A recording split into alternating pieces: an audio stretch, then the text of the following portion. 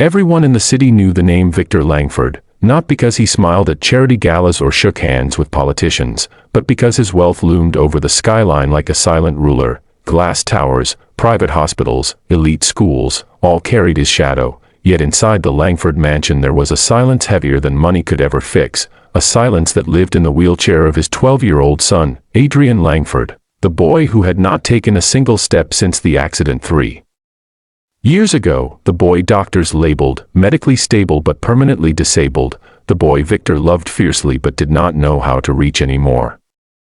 Adrian's world had shrunk to corridors, screens, and routine physiotherapy sessions that felt like rituals performed more out of obligation than hope, while Victor buried himself in meetings and numbers, convincing himself that providing the best doctors, the best equipment, and the most expensive therapists was the same as being present. The mansion staff changed often, nurses quit from emotional burnout, tutors left after realizing Adrian barely spoke, and maids came and went without ever truly seeing the boy behind the distant eyes. Then one rainy morning, a woman named Ilara arrived, hired quietly through an agency that barely mentioned her background, only that she was dependable, calm, and unusually perceptive. She was not young, not old, not strikingly beautiful or forgettable either, but she carried herself with a steadiness that made even the head housekeeper pause. From the first day, Ilara noticed things others ignored, how Adrian's fingers twitched when he heard piano music from the neighboring estate, how his eyes followed the window during sunsets, how his jaw tightened when therapists spoke over him instead of to him. She did not rush to introduce herself with exaggerated cheerfulness or pity. Instead, she cleaned silently, humming old melodies under her breath, melodies that seemed to soften the air around the boy. Adrian noticed her not because she tried to entertain him, but because she didn't treat him like a problem to solve. One afternoon, while adjusting the curtains, Ilara asked him a simple question no one had asked in years: "What do you miss the most?"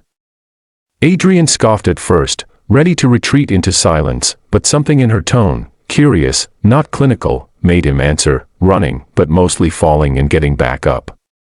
Ilara nodded as if he had said something ordinary, yet her eyes held a quiet fire. From that day on, she began talking to Adrian during her chores, not about recovery timelines or inspirational slogans, but about failure, about how pain rewires people, about how the body remembers things the mind is afraid to believe. Victor overheard these conversations once and nearly intervened, fearing false hope, but something stopped him. Perhaps it was the first time he had heard his son laugh, a soft sound, but real.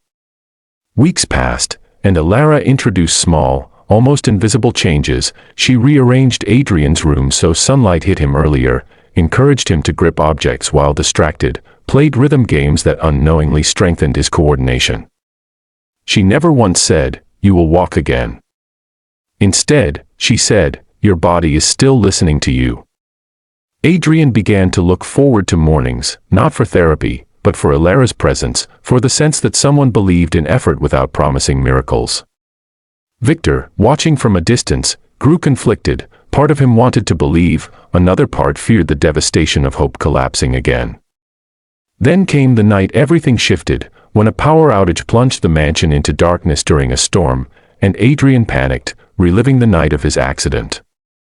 While nurses scrambled and Victor shouted orders into his phone, Ilara knelt beside Adrian, took his trembling hands, and spoke firmly, guiding his breathing, grounding him, reminding him that fear had not won then and would not win now.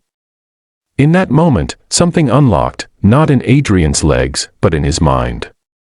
Days later, during a routine therapy session, Adrian asked to try standing without the mechanical braces. The therapist hesitated, Victor froze, but Ilara simply stood nearby, not touching him, only saying, "I'm here." Adrian's legs shook violently, pain screaming through nerves long dormant, and just when everyone expected him to collapse, he stayed upright for 3 full seconds before falling into Victor's arms. 3 seconds that shattered years of certainty. The doctors called it unexpected neurological response, the media later called it a miracle, but Victor knew better. It was trust, patience, and being seen. From that day, progress was slow and brutal, tears, setbacks, nights of doubt, but Adrian was no longer passive in his own life. He trained with determination, fueled not by promises of wealth or fame, but by the memory of falling and getting back up. Victor changed too. He canceled meetings, attended therapy sessions, learned that presence could not be outsourced. And Alara?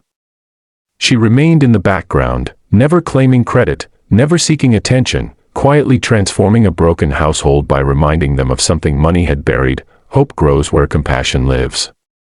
If this story moved you, if you believe that real change often comes from the most unexpected people, then don't forget to subscribe to this channel for more powerful stories that inspire, heal, and remind us that even in the darkest moments, one person can change everything.